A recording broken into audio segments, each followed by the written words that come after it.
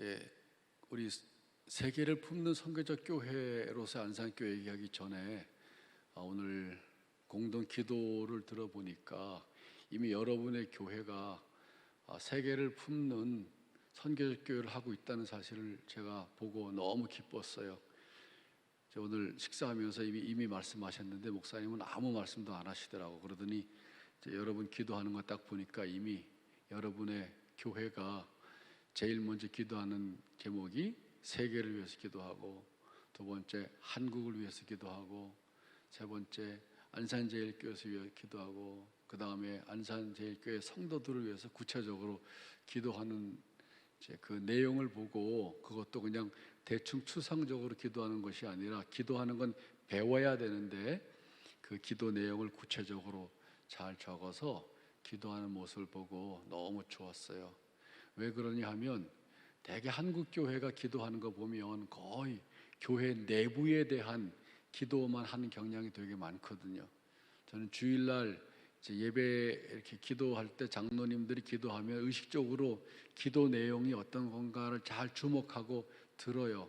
그리고 그 한 주간 동안에 우리 사회의 아픈 이야기, 고통의 이야기, 또 세계에서 어떤 사고가 난 이야기, 굉장히 그런 이야기들이 많은데, 많은 교회의 대표 기도하는 내용을 들어보면 전부 교회 안에 있는 얘기, 유치부, 중등부, 고등부, 청년부, 대학부, 남선교회, 여선교회, 그냥 교회 안에 돌다가 끝나는 경우가 되게 많아요. 그리고 우리가 살고 있는 안산, 아까 안산을 위해서도 기도하셨는데 안산이 어떻게 돌아가는지, 한국이 어떻게 돌아가는지, 세계가 어떻게 돌아가는지 전혀 관심 없고 그냥 우리 교회와 성도만 잘 되게 해달라고 기도하는 교회가 너무 많아요. 근데 오늘 여러분이 기도하는 걸 보고 진심으로 기뻤습니다. 말만 세계를 품는 안산제일교회가 아니라 정말 기도 속에서 세계를 품고 기도하는 성도들 교회이구나, 이런 교회가 많았으면 좋겠는데 그렇게 많지 않은 게 안타깝습니다. 그런 점에서 세상을 품는 선교적 교회가 되기 위해서는 기도의 폭부터 넓어져 가야 되는 것이죠. 저도 주일날마다 제가 다니는 교회에 가서 딱 앉아서 예배 드릴 때 의도적으로 세계를 위해서, 여러 번 하고 기도 순서가 똑같아요. 그래서 제가 깜짝 놀랐어요. 세계를 위해서 기도하고, 한국을 위해서 기도하고, 한국의 전체 교회, 교파를 초월해서 교회를 위해서 기도하고, 그리고 오늘 이곳에서 하나님 앞에 드리는 예배를 기쁘게 받아주시고, 모든 참석한 성도들의 예배를 기쁘게 받아주시고, 성도들을 위해서 기도하고, 순서가 딱 그런데 여러분이 딱 그렇게 기도하는 걸 보고 너무 놀랐습니다. 제가 독일에서 8년 동안 공부하면서 독일 교회에 매주 예배를 드렸어요. 아침에 독일 교회 가서 예배 드리고 오후에는 한인 교회 가서 예배 드렸는데, 독일 교회에서 우리가 배울 만한 부분이 많이 있지만은 아주 중요한 부분을 하나 배웠어요. 한국 교회는 거의 없는 거, 여러분 교회는 보니까 있는 것 같아요. 그게 뭐냐 하면 예배 쭉 진행되다가 헌금을 내고 헌금 다음 시간에 세계를 위한 중보 기도를 드립니다. 여러분이 오늘 드린 것처럼 구체적으로 드려요. 오늘은 저 아프리카에 있는 어떤 사람들을 위해서 기도하고, 오늘은 다음 주는 또 저기 남미에 있는 거리의 아이들, 집 없이 부모 잃고 돌아다니는 아이들을 위해서 기도하고, 어느 날은 제가 앉아 있는데 오늘은 한국 서울 하월곡동에 있는 맞벌이 부부 가정을 위해서 기도한다는 거예요. 한 93년도가 됐나요? 그래서 저도 궁금해가지고 왜 독일에서 기도하는데 한국 서울 하월곡동 맞벌이 부부 가정을 위해서 기도할까? 특별한 기도할 때는 이렇게 적어서 왜 이 기도를 해야 되는지를 성도들에게 얘기를 하고, 그리고 이제 기도하는데 얘기를 들어보니까 하월곡동이 서울에서 어려운 가정들이 사는 지역인데 두 부부가 다 맞벌이를 나가야 되니까 어린 아이들 집에 있잖아요. 그때만 해도 타가소가 없었어요. 그래서 그 사건 이후에 이제 아이들을 돌보는 그런 이제 그 사랑방 이런 모임을 교회들이 많이 하기 시작했어요. 타가방 같은 거, 아이들을 돌보는 그런 프로그램들을. 그리고 국가 복지 차원에서는 전혀 거기에 손을 못 댄 상황이었기 때문에 그런데 이제 아이들이 놀다가 불이 나가지고 바깥으로 나가려고 그러는데 부모님이 아이들 나가서 집을 잊어버릴까 봐 문을 아예 채워놓고 나갔어요. 그러니까 불이 났는데 도망을 못 갔잖아요. 그래서 불에 타 죽은 아주 비참한 일이 있었는데, 그 사건을 우리 한국에 와 있는 독일 선교 동력자가 자기네 독일 교회에다가 알렸어요. 이렇게 어려운 일이 생겼으니 독일 교회가 한국에 있는 교회를 위해서 기도해 주세요. 근데 그 주간에는 교회 하나가 기도하는 게 아니라, 우리는 개교회주의니까 여러분의 교회는 기도하지만 옆에 있는 다른 교회는 또 전혀 관심 없이 그냥 자기네 교회만 위해서 기도할 수 있잖아요. 근데 독일은 그렇지가 않아요.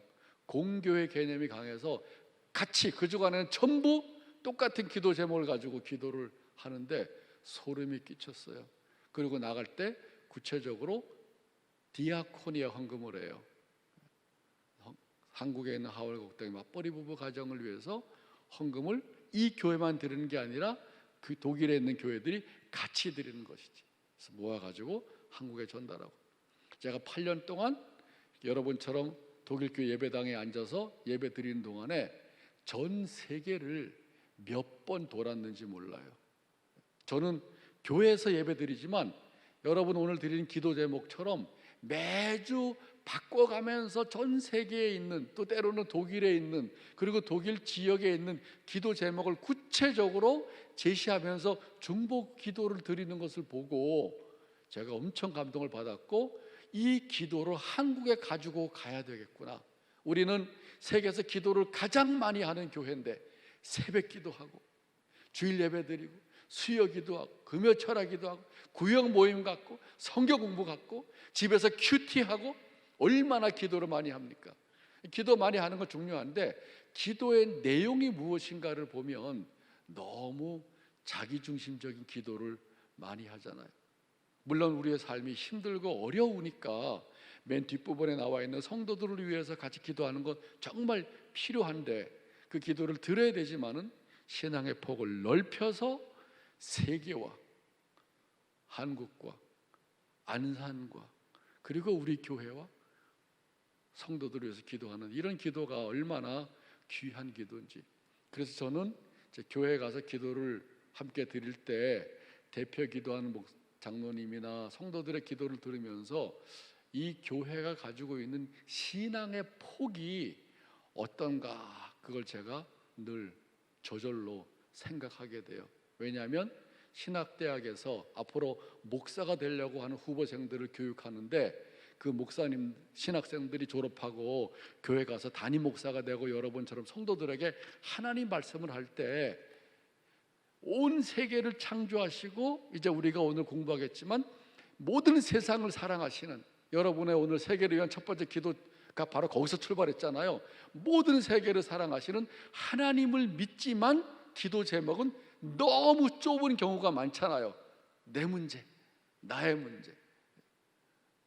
그러니까 신앙의 그 영역이, 범위가 너무 개인을 벗어나지 못하는 경우가 많아요. 그래서 열심히 기도하는 게 중요한데 그 기도 안에 어떤 내용을 담아야 하는가, 그것이 우리의 신앙을 성숙하게 만들고 교회의 신앙을 성숙하게 만들고, 그래서 교회가 오늘날처럼 세상으로부터 왕따가 나가는 게 아니라 이 교회가 있음으로 해서 안산과 한국과 세계가 하나님의 사랑과 은총 가운데 거하게 되는구나, 그걸 이제 세상이 알게 되는 것이죠. 교회는 교회 나오는 자기네끼리 놀고 교회 바깥의 세상은 전혀 관심이 없는 그런 철저하게 자기중심적인 교회가 아니라 하나님이 사랑하시는 이 모든 세상을 어떻게 하나님의 마음으로 우리도 사랑하고, 그리고 기도 제목을 모아서 하나님 앞에 가지고 나갈까, 그게 이제 기도인데, 그래서 제가 독일 교회에서 그걸 배워가지고 제가 선교학 책을 썼는데 세계를 품는 선교, 그런 제목으로 첫 번째 쓰고, 두 번째가 세계를 품는 교회, 세 번째 세계를 품는 그리스도인은 이제 써야 돼요. 다 왜 세상을 품고 기도해야 되는지를 오늘 여러분과 함께 말씀을 나누려고 합니다. 요한복음 3장 16절 잘 아시는 말씀이니까 한번 외워보겠어요. 시작. 하나님이 세상을 이처럼 사랑하사 독생자를 주셨으니 이는 저를 믿는 자마다 멸망치 않고 영생을 얻게 하려 하십니다. 마스크 때문에 잘 안 들리는데 다 외우시죠? 자, 그럼 이제 제가 준비한 강의 내용을 가지고 한번 시작해 보겠습니다. 한번 제목 읽어보세요. 시작. 선교적 교회, 지역 공동체와 지역 교회의 역할. 네. 지역 교회의 희망 찾기 운동. 자, 우리 교회에 대한 희망이 원래는 있어야 되는데 이제 요즘 세상으로부터 교회가 별로 칭찬을 받지를 못하니까 제가 제목을 일부러 붙였어요. 교회는 교회에 나오는 성도들을 위해서만이 아니라 교회를 나오지 않는 세상에 있는 사람들에게도 희망이어야 한다라고 하는 게 성경이 우리에게 보여주시는 교회의 모습이에요. 지역 공동체로서의 마을과 함께하는 교회. 기도로부터 시작을 해서 안산과 한국과 세계와 함께하는 안산 제1교회잖아요. 그걸 다른 말로 바꾸면 지역 공동체로서 마을과 함께하는 교회, 세상과 함께하는 교회는 바로 교회가 있는 지역에서부터 시작된다는 것이죠. 우리들이 저는 하나님이 사랑하시는 세상 전부를 사랑합니다. 근데 옆에 있는 사람은 사랑 못하겠어요. 그러면은 그건 진정한 의미의 세상을 살아가는 게 아니죠. 너무 추상적이죠.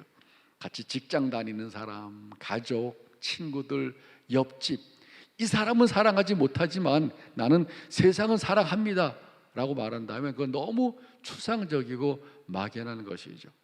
그러니까 하나님이 사랑하시는 이 세상을 우리도 사랑하는데 그 출발은 바로 우리 교회가 속해 있는 지역에서부터 시작된다는 것입니다. 그래서 우리 지역 공동체로서의 마을과 함께하는 교회가 선교적 교회의 첫 번째 출발점이에요.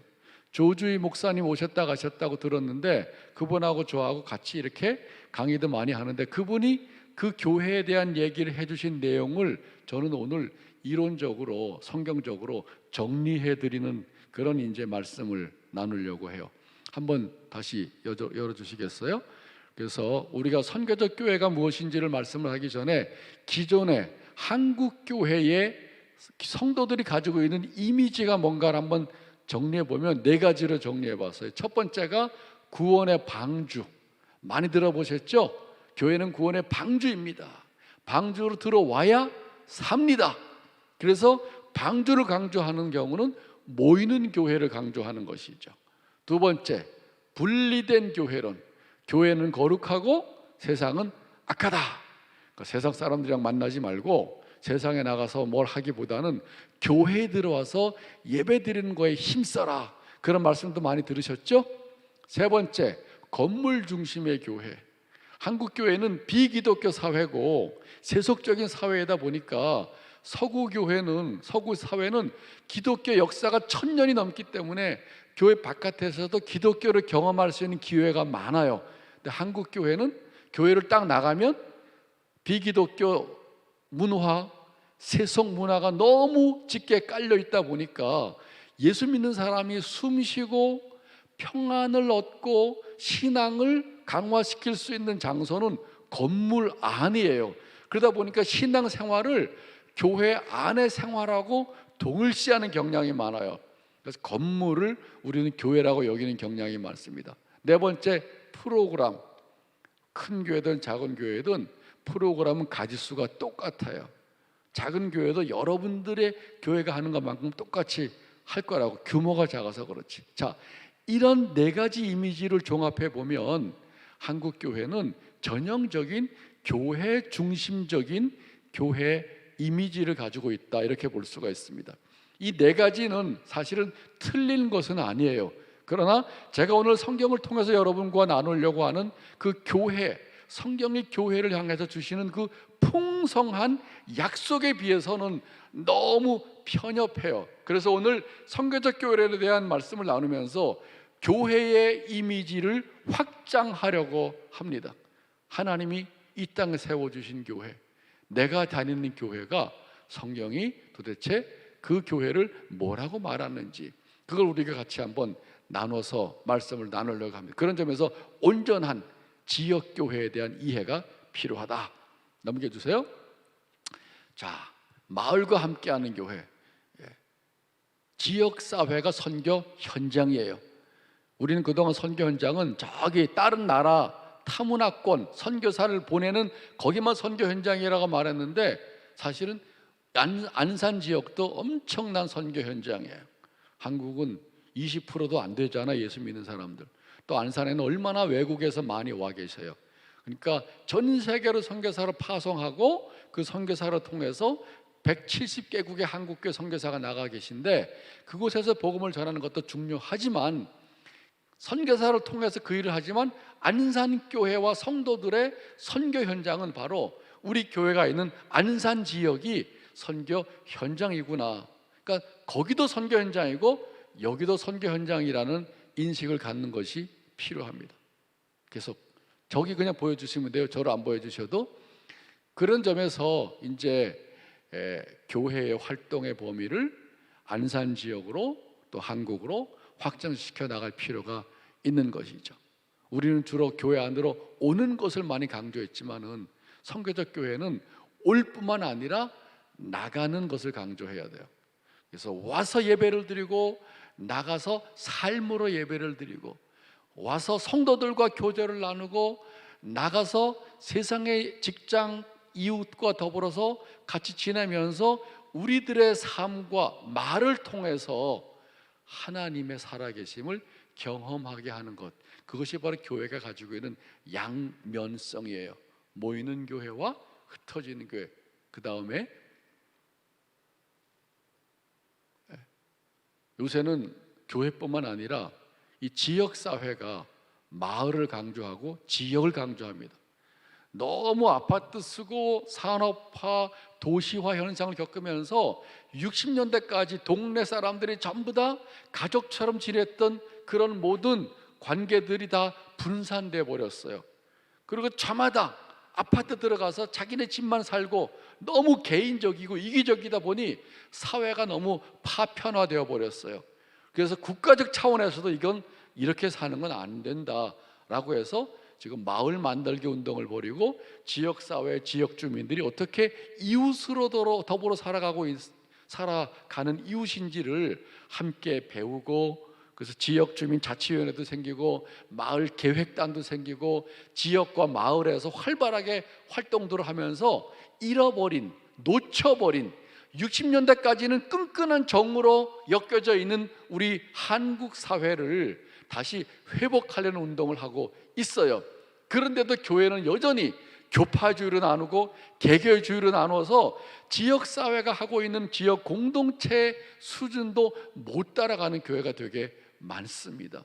그런 점에서 공동체를 가장 강조하고 교인들뿐만 아니라 모든 세상 사람들을 하나님의 사랑하신다고 하는 이 믿음을 가지고 고백하고 살아가는 교회들이 맨날 우리끼리만 하고 있으니, 얼마나 세상이 볼 때, 의식 있는 사람이 볼 때, 우리가 속해 있는 안산의 지역사회 발전을 위해서 일하는 사람들의 눈으로 볼 때 교회가 얼마나 이기적인 존재로 보이겠어요.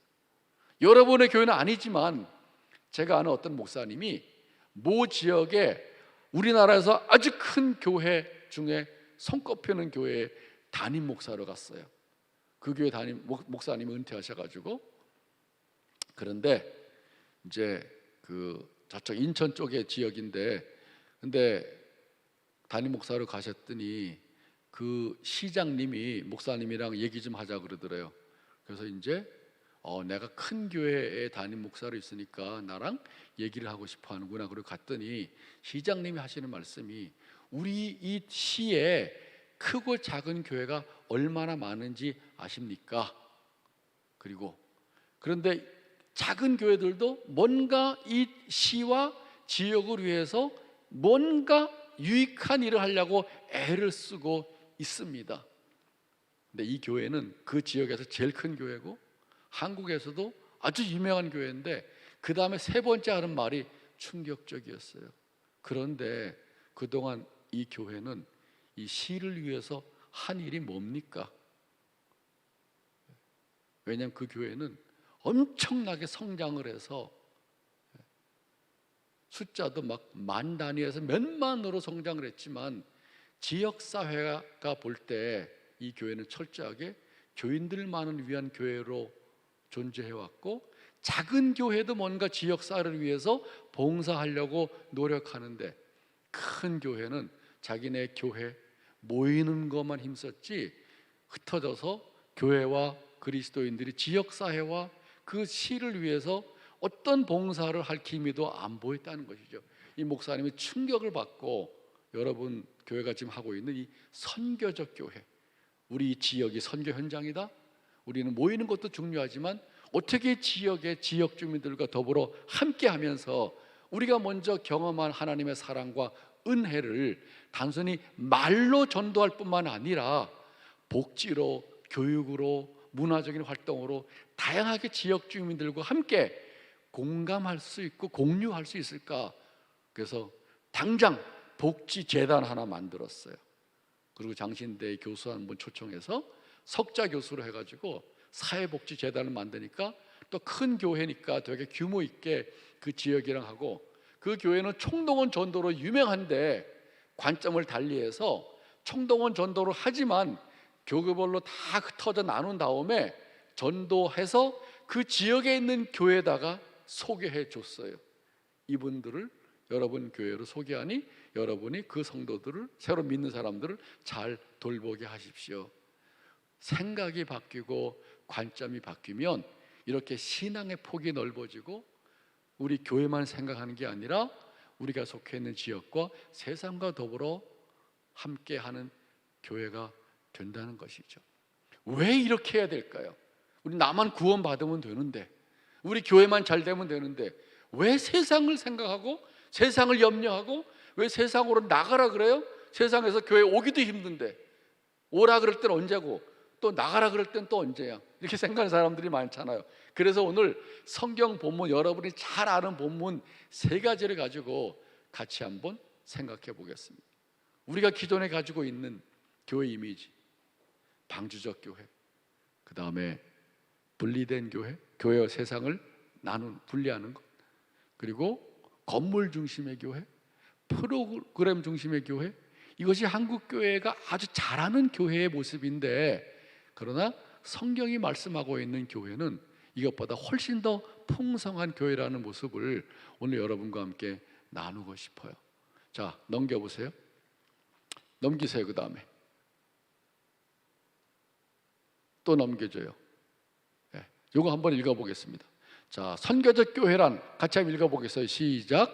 세상을 향한 하나님의 사랑과 선포하는 복음을 지역교회와 그리스도인이 진정성을 가지고 이웃과 더불어 살면서 소통하고 그것을 선포할 뿐 아니라 삶으로 보여주는 세계 선교와 함께 지역교회 차원의 선교 운동이다.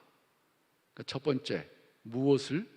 하나님의, 세상을 향한 하나님의 사랑과 복음, 이게 이제 우리의 내용이죠. 하나님의 사랑과 그 사랑을 기록한 복음, 그것을 지역교회와 그리스도인이 진정성을 가지고, 진정성이 있어야 우리의 말을 듣고 우리에게 귀를 기울입니다. 여러분끼리도 마찬가지예요. 진심을 보지 못하면 아무리 말을 많이 해도 그 사람의 귀를 안 기울인다고요. 누구와? 이웃과 더불어서 같이 살고 소통하고 대화하면서, 어떻게? 말로 전할 뿐만 아니라 삶으로, 행동으로 보여주는 세계 선교와 지역사회 선교를 하는 이 운동이 바로 선교적 교회이고 선교적 교회 운동이다, 이렇게 말할 수 있습니다. 이걸 위해서 우리가 생각해야 될 3가지 성경 본문을 오늘 한번 말씀드리려고 해요. 예, 다음에, 자, 첫 번째, 선교적 교회를 세우는 성경의 근거가 굉장히 많지만 오늘 3가지만 압축해서 간단하게 말씀드리. 첫째, 우리가 읽은 요한복음 3장 16절, 세상을 향한 하나님의 사랑입니다. 두 번째, 요한복음 20장 21절, 요한복음 17장 18절, 세상을 향해 파송받은 선교적인 공동체로서의 교회. 그 다음에 세 번째, 교회란 만물 안에서 만물을 충만하게 하시는 예수 그리스도의 충만함, 그것이 바로 교회다. 그 다음에요, 자, 이걸 하나하나 나눠서 해보면은 첫 번째, 요한복음 3장 16절인데 너무 잘 아는 말씀이지만은 우리 한국교회가 이 말씀을 어디다가 중점을 두고 읽냐 하면은, 하나님이 세상을 이처럼 사랑하사 독생자를 주셨으니 저를 믿는 자마다 멸망치 않고 영생을 얻게 하려 하십니다. 여기다가 포인트를 두고 읽어요. 그렇죠, 여러분도. 왜냐하면 우리가 구원론을 굉장히 강조하는 신앙적 특징이 있기 때문에 그래요. 중요합니다, 구원이. 그런데 성경 본문을 잘 분석해 보면은 멸망하지 않고 구원을 받는다는 것은 독생자 예수를 믿어야 되기 때문에 그런 것이죠. 왜 독생자를 보여주셨냐? 전본부에 보면 하나님이 교회를 이처럼 사랑하사 라고 말씀하지 않으시고, 하나님이 세상을 이처럼 사랑하사, 그 세상은 헬라어로 코스모스예요. 하나님이 만드신 모든 세계, 여기에서 하나님의 사랑의 범위가 나오고, 여기에서 여러분이 오늘 기도한 것처럼 우리의 신앙의 범위가 거기 들어있고, 우리 기도 제목의 범주가 거기에 들어있는 것이죠. 기독교인은 나만 생각하는 속 좁은 사람이 아니라 그렇게 나만 생각하는 개인적이고 이기적인 사람으로 살아오다가 예수를 믿고 하나님을 만나고 하나님의 세계를 깨달은 이후부터는 나의 좁은 세계로부터 점점 나와서 하나님의 넓은 세계를 경험하고 들어가는 것이, 이게 바로 그리스도인의 삶의 여정입니다. 성경이 우리에게 가르쳐 주시는 것은, 그러니까 첫 번째, 하나님이 세상을 이처럼 사랑하셔서 아들을 주셨어요. 그게 우리 신앙의 믿음의 기본이 되어야 돼요. 이게 없으면 두 번째, 저를 믿는 자마다 해서 믿는 내용이 사라져 버립니다. 믿는 내용이, 우리 믿음을 강조하지만 그 믿음은 뭘 믿냐 하면 아들을 주시기까지 세상을 사랑하시는 하나님을 믿는 것이죠. 그 믿음을 가질 때 우리에게 선물로 영생을 주시는 거예요. 그러니까 앞부분은 하나님이 행하신 일과 약속이고, 뒷부분은 우리 성도들이 하는 차원인데, 우리는 여기보다는 이쪽을 강조하는 경향이 많아요. 그러니까 믿음을 중요시 여기는 것처럼 보이는지 모르지만 지극히 인간 중심적인 생각을 믿는 경향도 되게 많아요. 우리는 아무거나 믿는 게 아니라 하나님이 행하신 약속과 말씀을 믿습니다. 그래서 성경이 중요한 것이죠. 성경은 우리에게 약속의 말씀입니다. 믿음은 억지로 생기지 않아요. 약속의 말씀을 듣고 하나님을 주목하면 그 말씀을 통해서 응답하는 믿음이 우리에게서 나오게 됩니다. 믿어라 하지 말고 믿을 수 있는 근거를 제시하면 됩니다. 그게 바로 하나님의 말씀이고 약속입니다. 그렇다면 선교적 교회 관점에서 볼 때 첫 번째 우리가 알아야 될 것은, 하나님은 교회를 이처럼 사랑하셨습니다 하지 않고 교회와 성도들을 다 포함해서, 믿지 않는 사람까지 다 포함해서, 이 모든 세상을 포함해서, 하나님을 적대시하는 사람까지 다 포함해서 하나님은 세상을 이처럼 사랑하셨다는 사실을 기억하셔야 돼요. 그게 우리 신앙의 가장 중요한 기초가 되어야 됩니다. 바울 아시죠? 바울이 회심하기 전에 사울이었을 때 로마서 9장에 보면 자기는 하나님을 향해서 열심히 특심한 사람이라고 말해요. 그런데 사실은 하나님을 잘 몰랐죠. 그래서 하나님의 아들을도 안 믿었고, 예수 믿는 사람들을 막 잡아다가 감옥에 가두고 스데반의 돌로 때리는 것을 옳다고 증인이 된 사람이잖아요. 그 바울이 다메섹 올라가다가 예수를 만나서 회심을 하고 새 사람이 됐어요. 근데 평생 이 바울의 마음속에 잊혀지지 않고 기억되는 말씀들이 있는데, 그 중에 하나가 로마서 5장 8절의 말씀이에요. 뭐냐 하면, 우리가 아직 죄인 되었을 때에 그리스도께서 우리를 위하여 죽으심으로 하나님께서 우리에 대한 자기 사랑을 확증하셨느니라. 이 말씀을 기억할 때 바울은 어떤 상황을 떠올렸을까? 저는 다메섹에 올라가는 바울을 떠올립니다. 사울을 막 살기 등등 해가지고 교회를 핍박하고 예수 믿는 사람을 잡아다가 감옥에 쳐놓고 죽게 하려고. 그게 하나님을 사랑하는 생각이라고 했었거든요. 그런데 하나님 앞에서 너무나 잘못된 일을 하고 있는 자기를 바울이 예수 믿은 후에 사랑하는 것이 아니라 아직 죄인의 자리에 있을 때 하나님께서 아들을 죽게 보내셨고, 그리고 아들을 통해서 우리를 사랑하셨다는 사실을 확증해 주셨다는 것이죠. 나중에 집에 가서 꼭 읽어보세요. 로마서 5장 6절에서는 우리가 아직 연약할 때, 아직이 중요해요. 시간 부사. 아직 연약할 때. 8절, 우리가 아직 죄인의 자리에 있을 때에. 10절, 우리가 하나님과 원수 되었을 때 하나님이 우리를 사랑하신다는 것이죠. 그렇다면 하나님이 예수 믿고 올바르게 살아가려고 노력하는 성도들만 사랑할까요? 아니면 바울 이전에 사울처럼 살기 등등하게 살아가는 무신론자, 불신자, 대적하는 자, 온갖 다른 종교를 믿는 사람들까지 다 사랑하실까요? 하나님은 자기 형상대로 지음받은 모든 피조물과 피조세계 전부를 사랑하신다고 우리에게 말씀하고 계세요. 신앙의 기초는 거기에서부터 출발하는 것입니다. 하나님 나를 구원하셨다는 사실을 우리는 거기서 출발하지만은 들어가서 사실은 우리의 신앙의 토대는 여기에다가 세우고, 우리의 교회가 서 있어야 될 토대도 여기에 세워져야 돼요.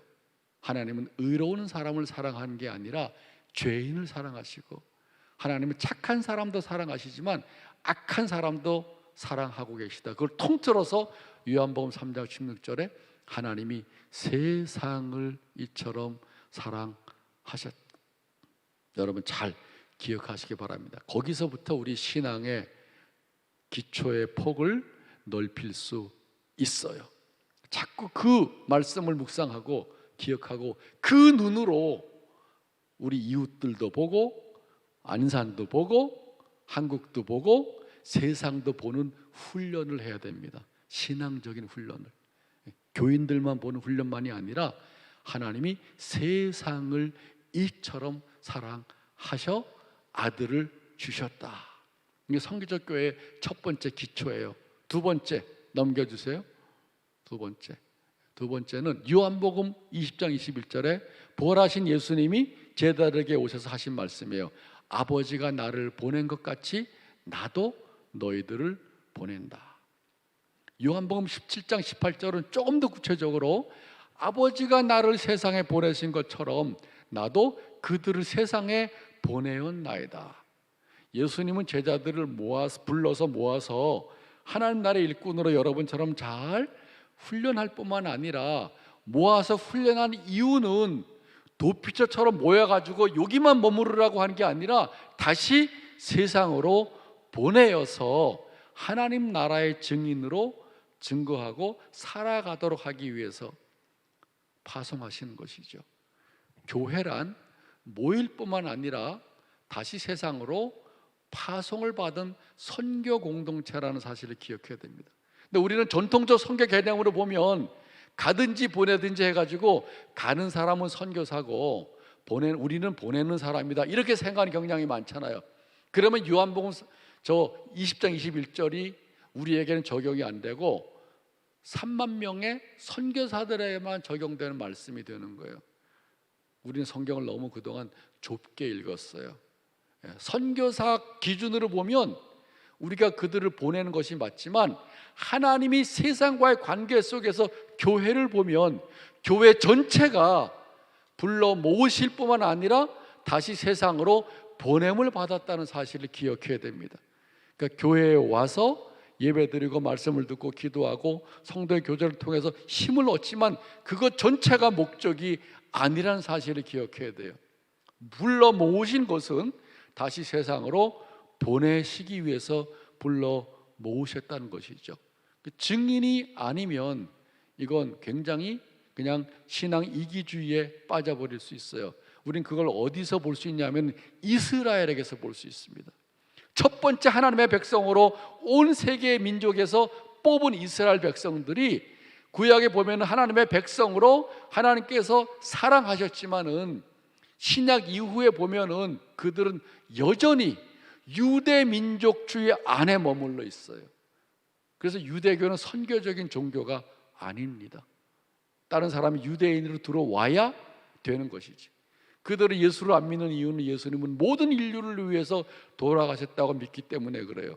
여전히 구원은 유대인만이고 여전히 메시아는 유대인만을 위한 메시아가 와야 된다고 생각하는 거예요.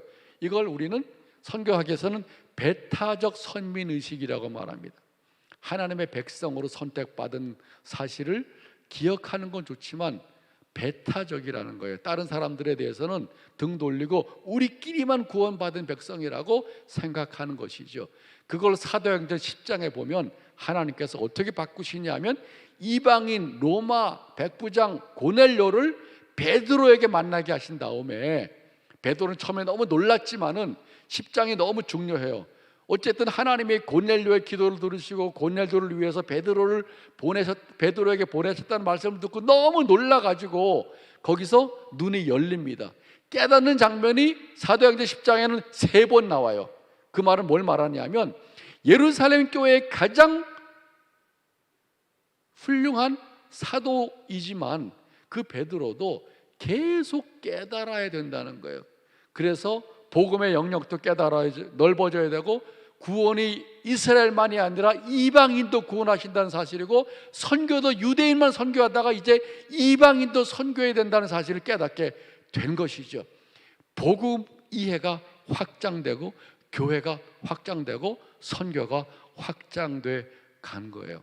오늘 여러분들이 이렇게 선교적 교회에 대해서 공부를 하는 이유는 바로 우리의 신앙의 관점이 너무 나 중심적이고 우리 교회 중심적이 아닌가라고 하는 부분에 대한 성찰을 하면서 성경이 우리에게 뭘 말씀하시는지를 들어야 되는데, 그래서 두 번째 관점은 하나님은 교회를 세상으로부터 불러서 여러분들을 모으실 뿐만 아니라 그 모으신 이유는 다시 세상으로 파송을 하기 위해서 불러 모으셨다. 그러니까 선교사는 타문화권에 파송받는 사람이라면 아까 여러분 기도 제목에도 나왔지만 우리들은 매일매일 일상의 삶의 현장으로 보냄을 받은 사람이에요. 아버지가 나를 보내신 것처럼 나도 너희를 보낸다.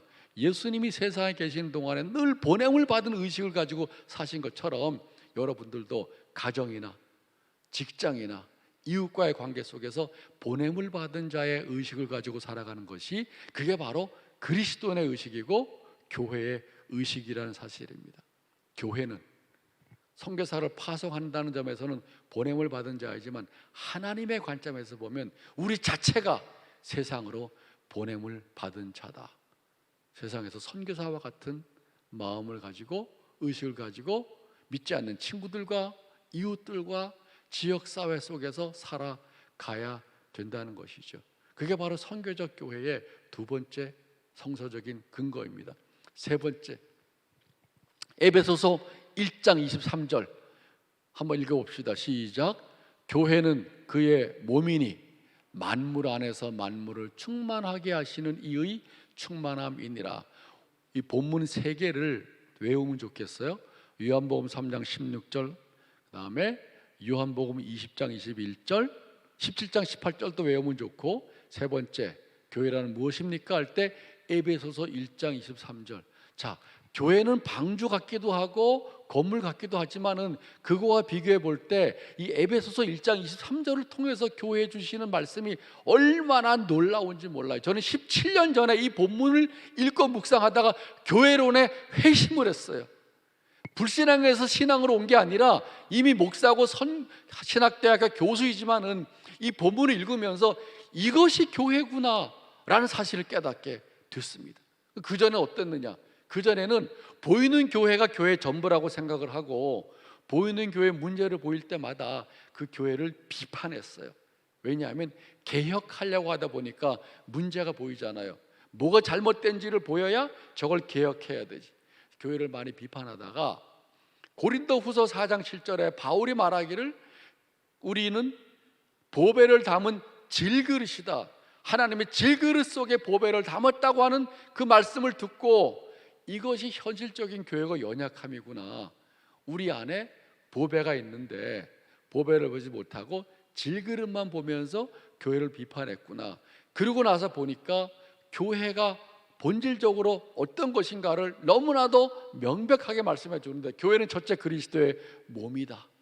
두 번째, 교회는 만물 안에서 만물을 충만케 하는 예수님의 전부다. 충만합니다. 너무 놀라워서 이 본문 한 절만 3개월 동안 연구하고 묵상했습니다. 그리고 교회에 대한 희망을 갖게 됐어요. 그리스도의 몸이라는 게 뭐죠? 복음서 마태, 마가, 누가, 요한복음 보면 거기 예수님의 모습이 나오죠. 우리는 이 복음서에서 예수님의 말씀을 주목하는데 어록을 들을 뿐만 아니라 예수님을 주목해야 됩니다. 예수님이 어떻게 사셨는지, 어떻게 관계를 하셨는지, 사람들과 어떻게 활동하셨는지, 그 예수님을 주목하면서 예수님의 말씀을 들어야지, 예수님을 놓쳐버리고 말씀만 들으면 우리는 듣고 믿음은 생길지 몰라도 쫓아가야 될 모델을 잃어버려요. 복음서에 기록된 예수님의 모습이 우리 교회가 쫓아가야 될 모델이고 성도들이 닮아가야 될 모델입니다. 그 예수님의 모습을 우리에게 보여줘요. 하나님 나라의 말씀을 전할 뿐만 아니라 배고픈 자를 먹여주기도 하고, 삭개와 같은 사람을 받아들여서 공동체 안으로 받아들이고, 그리고 외국인들, 그 다음에 세상에서 가장 천하게 여기는 창기 같은 사람들도 불러서 하나님 나라의 주인공이라고 신분을 새롭게 만들어 주셨어요. 그러니까 예수님의 활동을 세 가지로 압축하면 사람들이랑 코이노니아를 했어요. 친한 사람끼리 코이노를 하는 게 아니라 그 당시에 사회 바깥에 있는 사람들, 사람 대접받지 못하는 사람들까지도 몽땅 다 품어서 하나님 나라의 주인공으로 세워주셨어요. 그게 바로 하나님이 세상을 이처럼 사랑하사라는 말씀을 예수님이 몸소 실천해 주신 것이죠. 그리고 배고픈 사람에게 먹이시고 병든 사람을 고치시고, 다시 말하면 디아코니아 사역을 하셨어요. 돌보셨어요. 우리가 안산과 지역과 세상을 돌봐야 되는 이유는 그의 몸이 교회라고 했는데 바로 예수님께서 그렇게 사셨기 때문에 그의 몸인 교회가 마땅히 해야 될 일이기 때문에 그렇게 하는 것이죠. 그리고 후반부에 교회는 세상 안에서 만물 안에서 만물을 충만하게 하는 그리스도의 충만함이라. 제가 충격적으로 받아들이는 이유는 교회가 방주가 아니구나, 건물이 아니구나, 세상으로부터 분리가 돼서 여기 모여있는 좁은 공간이 교회가 아니구나. 교회는 세상 속에 사람들이랑 부대껴 살아가고 들어가면서 거기서 사람들에게 말씀도 전하고 교제도 회복하고 봉사와 구제도 하고 하나님의 사랑을 구체적으로 실천하고 살아내는 그 예수 그리스도의 몸이 교회고, 또한 그의 생명의 충만함인데, 충만함이 이루어지는 현장은 교회 건물 안이 아니라 만물 안에서, 여기가 속해 있는 세상 속에서, 안산에서, 한국에서, 전 세계에서, 그 속에서 예수의 생명을, 충만함을 실천해내는 것, 그게 바로 교회구나. 여기서 교회의 차원을 새롭게 발견했습니다. 얼마나 가슴이 벅차는지. 그 후부터 제가 처음 교회 가서 설교하는 부탁을 받으면 항상 설교 제목이 세계를 품는 교회, 그런 제목으로 했어요. 왜 그랬을까요? 성경이 우리에게 약속한 교회란 만물 안에서 만물을 충만하게 하는 예수의 충만하기 때문에 그렇습니다. 그 만물 안에 여러분의 가정도 들어있고, 만물 안에 여러분의 직장도 들어있고, 만물 안에 더불어 살아가는 이웃도 들어있고, 우리가 살아가는 모든 피조세계와 자연도 다 그 속에 들어있어요. 예수님이 세상에 오셔서 하시는 일은 하나님이 창조하신 아름다운 세계를 사람들이 망가뜨려 버렸는데 그걸 다시 그분의 사랑과 생명으로 회복해 나가기를 원하시는데, 그 사실을 세상은 알지 못하니까 교회를 세워서 교회에다가 말씀하시고 그 일을 부탁하신 것이죠. 그러니까 다른 말로 말하면 부활하시고 승천하셔서 영으로 존재하시는 예수님은 지금 동시에 그의 몸인 교회를 통해서 복음서에 기록한 일들을 여전히 행하고 계십니다. 여러분들을 통해서, 여러분의 교회를 통해서, 세상에 사용하진 모든 그의 몸인 교회를 통해서. 이래서 교회가 귀한 거예요. 교회가 똑같은 곳은 세상에 하나도 없습니다. 세상에 어떤 것을 그리스도의 몸이라고 말한 적이 없습니다. 세상에 어떤 것을 예수의 생명의 충만함이라고 말한 적이 없습니다. 오직 예수 그리스도를 믿는 성도의 공동체를 향해서, 여러분을 향해서 그리스도의 몸이고 만물 안에서 만물을 충만케 하시는 그리스도의 충만함인데, 그런 점에서 본질적으로 교회는 세상을 향해 열려있는 공동체가 되어야지 닫혀서 우리끼리 모여있는 폐쇄적이고 자기중심적인 공동체가 되면 성경이 우리에게 말씀하고 있는 교회라는 너무 거리가 멀다는 거예요. 선교적 교회가 된다는 것은 세상을 향해 문을 열고 지역사회 함께하고 지역사회 더불어 살아가고 지역사회 속에서 하나님의 사랑을 증거할 뿐만 아니라 실천하고 보여주고 더불어 살아가는 이유는 바로 성경이 우리에게 그렇게 말씀하셨기 때문에, 그리고 지금도 여러분과 이 교회를 통해서 영이신 예수 그리스도께서 여전히 복음서에서 행하셨던 그 일을 그의 몸인 교회를 통해서 행하고 계시기 때문에 그의 생명은 전부를 교회에 주셨는데, 그 생명은 건물 안에서가 아니라 세상 속에서 세상을 새롭게 변화시켜 나가는 일을 행하고 계시기 때문에 교회가 세상과 함께 존재하고 활동해야 되는 이유가 바로 거기에 있는 것이죠. 그걸 우리는 세상으로 보냄을 받았다라는 점에서 선교적이라 그렇게 말합니다. 교회가 선교적 교회라고 하는 것은 세상을 향해서 보냄을 받았다.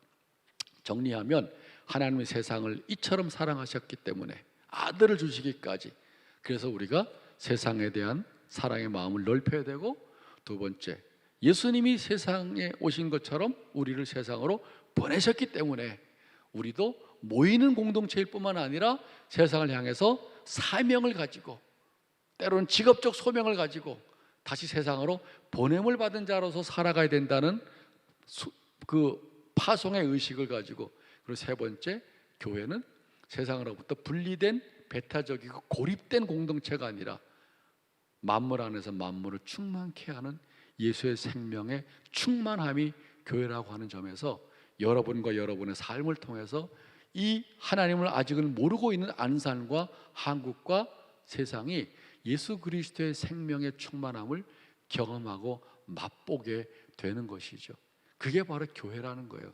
그러니 제가 교회를 방주로 건물로 이렇게 이해하다가 이 본문을 통해서 교회를 새롭게 발견했으니 얼마나 가슴 터지는 감동과 감격과 희망을 가졌겠어요. 지금도 우리 이 한국의 교회가 이런 문제가 있다 저런 문제가 있다, 옛날 같으면 그거를 개혁하려고 그냥 문제를 고쳐야 되겠다고 불을 켰겠지만은 지금은 마음이 아프지만 그냥 내버려 둡니다.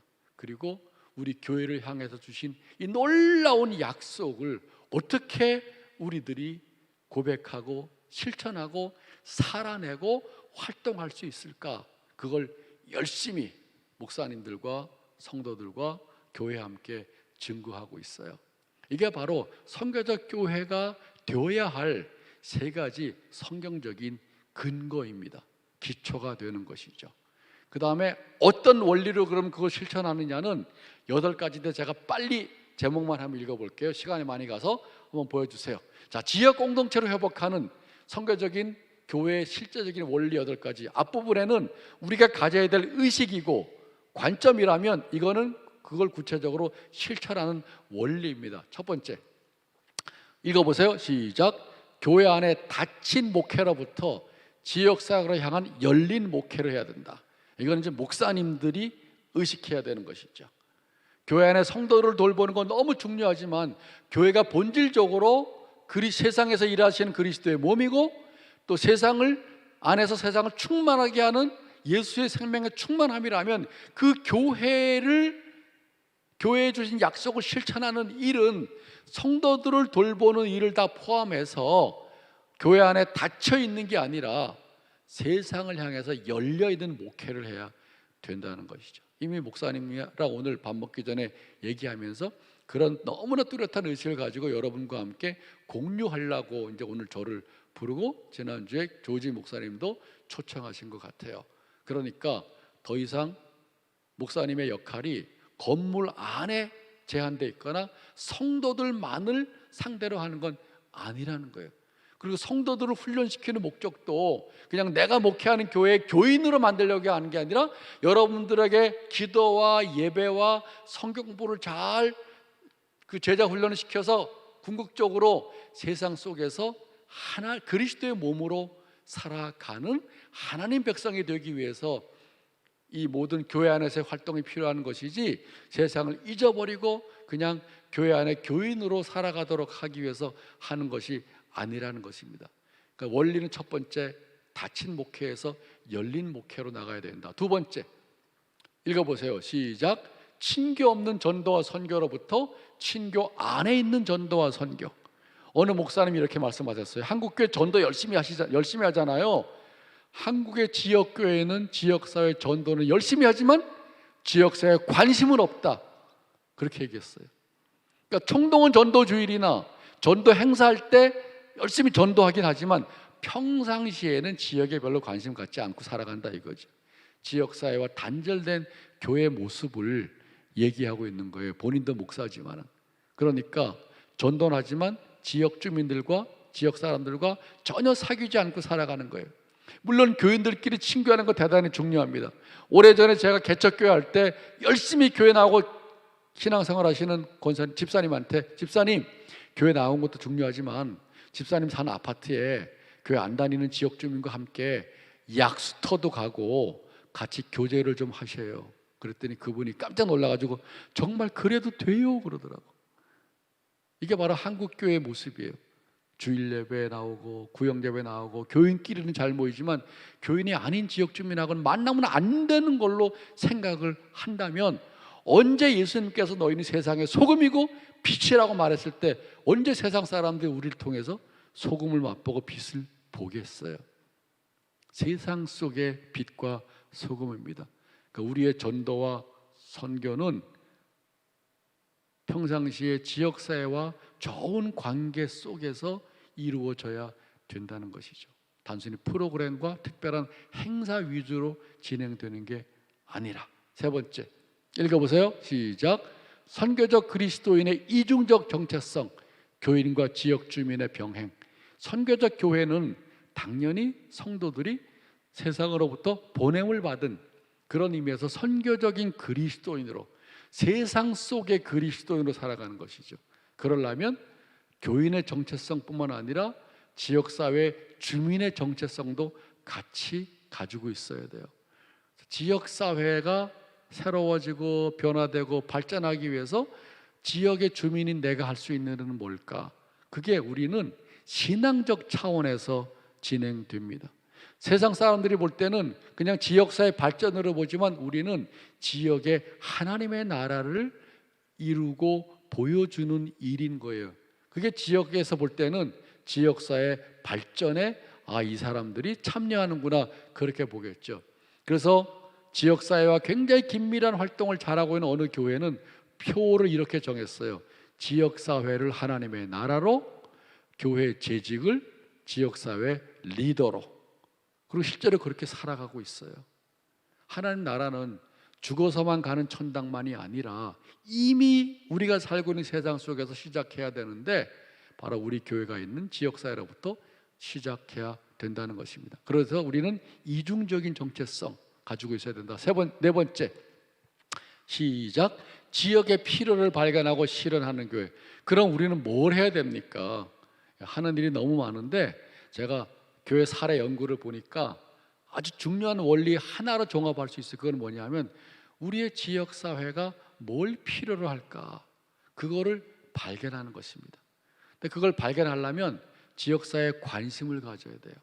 우리 구역에서도 교구에서도 우리가 살고 있는 그 지역의 주민들이 어떤 것을 필요로 할까, 필요로 하는 어떤 사람들이 있을까, 그 관심을 가지고 보면 그게 바로 사랑의 실천에 행동을 가져오게 하는 동기가 되는 것이죠.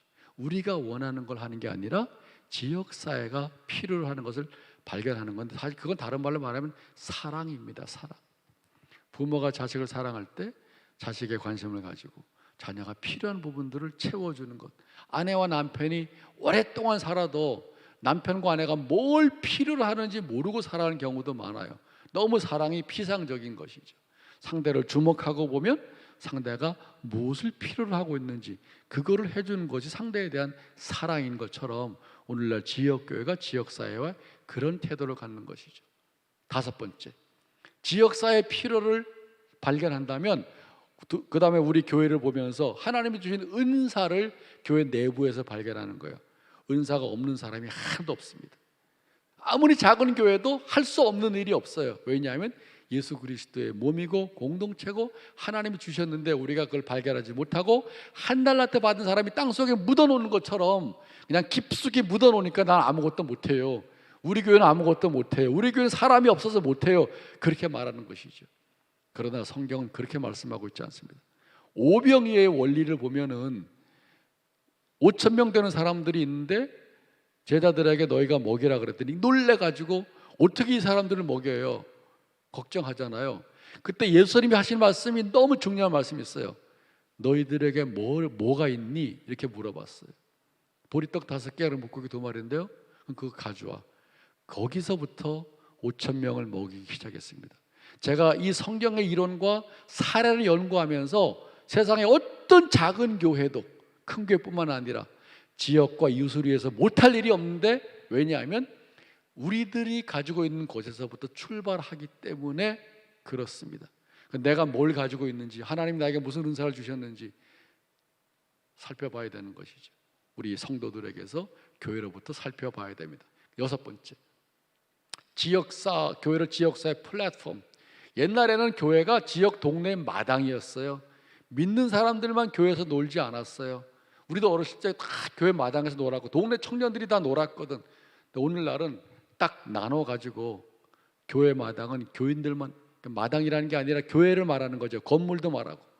어느 교회에서 선교적 교회 한다고 저를 초청해서 3주 세미나를 했는데 그 교회가 건물을 제일 멋있게 져서 그 동네에서는 최고 멋있는 5층짜리 건물이에요. 주중에 텅텅 비어 있습니다. 동네 구청장에 와가지고 여기에 목사님이 여기에 도서관을 좀 해가지고 젊은 사람들을 교회랑 왔다 갔다 하게 좀 하려고 그랬더니 장로님들이 노 했어요. 구청장님이 똑같은 말씀하셨는데 안 된다 그랬어요. 이유는 새로 지은 교회 건물이 상할까 봐. 더 나아가서 어느 날 교회 앞마당에 모르는 낯선 사람이 와 있으니까 교회 어떤 분이 당신 누구요? 왜 여기 앉아 있어요? 나가시오. 오늘날처럼 코로나라면 그럴지 몰라도 벌써 오래전인데 그 교회는 누구를 위한 교회일까요? 그 건물은 뭘 위한 건물일까요?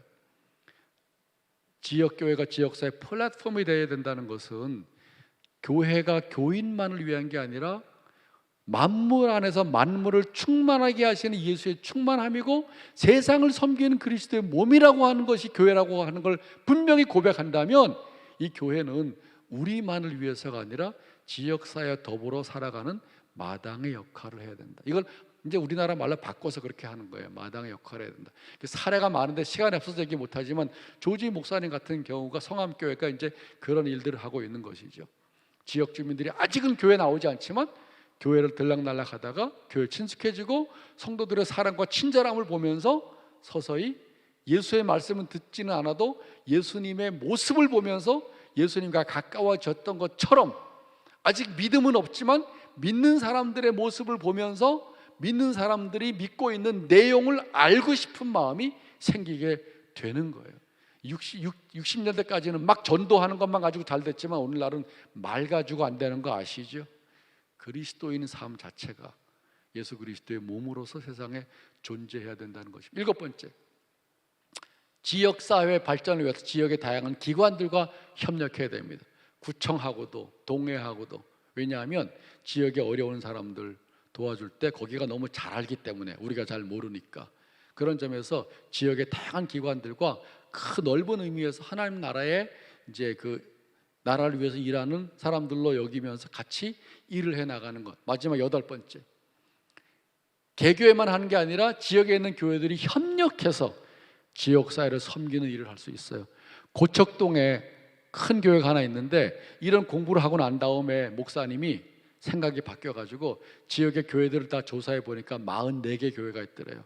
목사님을 다 초청해가지고 식사를 대접했어요. 절반은 야, 이렇게 큰 교회에서 우리 작은 교회를 기억해 주는구나, 너무 고맙다 그러고, 나머지 절반은 왜 우리를 초대하지 갑자기? 합병하려고 그러나 우리 작은 교회라고 무시하고 그렇게 이제 두려움도 가졌는데, 목사님이 무슨 제안했냐면 우리 이 지역에 굶는 사람, 먹을 게 없는 사람을 위해서 같이 푸드 뱅크를 합시다. 우리가 큰 교회니까 차를 사고 요리를 만드는 걸 우리 교회가 할 테니까 여러분 작은 교회들은 사람을 보내주세요. 사람이 있잖아요, 작은 교회도. 그 목표는 고척동에 있는 사람들을 위해서 44개 교회가 협력하는 거예요. 벌써 오래전에 시작했는데 지금까지 그 교회는 그렇게 해서 같이 만들면 음식을 가지고 모든 작은 교회들이 돌아가서 자기네 교회 주변에 있는 어려운 사람들, 노인들, 아이들 위해서 먹을 것을 나눠주면서, 개교회가 전부 다 개교회가 각자 따로따로 노는 게 아니라 지역사회라고 하는 보다 넓은 하나님 나라의 영역을 가지고 지역의 교회들이 협력하는 것이죠. 그걸 위해서 우리 한국교회가 교파주의와 개교회주의를 넘어가야 됩니다. 여러분 같은 큰 교회에서는 작은 교회를 돌봐야 돼요. 작은 교회가 여러분들을 포용하기는 어려워요. 큰 교회가 작은 교회를 포용하고 이 안산을 위해서 어떻게 같이 협력할 수 있을까?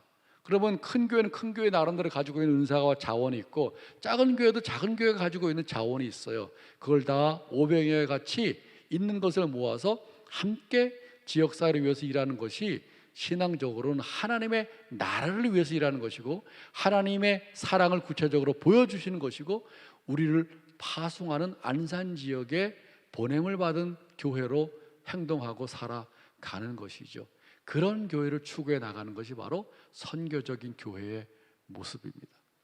저는 17년 동안 전국을 다니면서 저기 전라남 완도도 가고 경상도, 강원도, 충청도 다 다니면서 크고 작은 교회들이 이렇게 존재하고 이웃들과 관계를 갖고 좋은 이웃으로 더불어 살아가고 있구나라는 사실을 발견하고 너무 기뻤어요. 여러분의 교회도 이미 너무나 많은 그런 일을 하고 계시는데, 그걸 이제 체계적으로 목사님들만 하는 게 아니라, 소수의 뿐만 하는 게 아니라 우리 모든 교우들이 그런 신앙의 의식을 가지고 그렇게 신앙을 생활을 하고, 그렇게 이 땅에서, 이 지역에서 우리 안산제일교회가 존재하고 활동해야 되겠구나, 관심을 가지고 이런 시간들을 갖는다고 생각을 해요. 다시 한번 제가 오늘 나눈 말씀들을 여러분들 집에 가서 묵상하고 곰곰이 공부하면서 정말 안산제일교회가 안산과 한국과 세계를 품고 섬기는 귀한 그리스도의 몸이요, 만물 안에서 만물을 충만케 하는 예수의 생명의 충만함이 되기를 간절히 바랍니다. 기도하겠어요. 하나님 아버지, 이곳에 아름다운 귀한 교회를 세워주시고 또 열심과 헌신적인 성도들을 불러 모아주셔서 감사합니다. 오늘 우리 말씀을 통해서 교회라는 무엇인지, 하나님의 사랑이 세상을 향하고 계시다는 사실과, 우리 모든 교회가 세상을 향해서 보냄을 받은 것이고, 교회는 세상 속에 그리스도의 몸이고 만물을 충만하게 하는 예수의 충만함이라는 사실을 새롭게 확인했습니다. 이 귀한 믿음과 신앙 고백을 가지고 그런 교회를 이루어가는 귀한 성도들, 또 안산제일교회가 되게 하여 주시옵소서. 예수님 이름으로 기도했습니다. 아멘.